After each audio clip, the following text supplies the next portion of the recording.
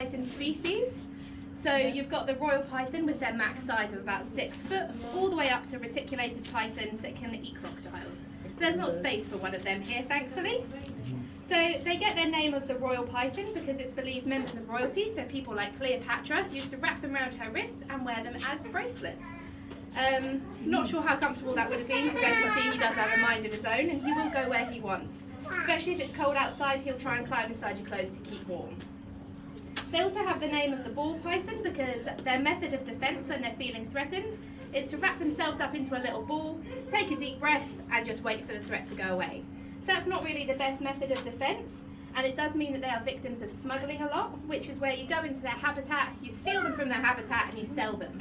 So pythons are typically sold for the pet trade because they've got really good temperament, as you can see. He likes coming out, he likes being handled. But that is actually how we got Professor, who is hiding right down at the bottom. So she was smuggled out of her habitat, put into a suitcase, into the hold of a plane, and she arrived at Heathrow Airport, where she probably terrified the person at customs when he opened the bag to find it full of snakes. But she was donated for us to look after. So, as I said, they're non-venomous, they are constrictors. So what they'll do is they'll wrap around their prey, squeeze really tight, and kill it that way. And then they will actually swallow their prey whole. So their jaws open up and out, and they'll swallow it whole, and then they'll digest for the following few days.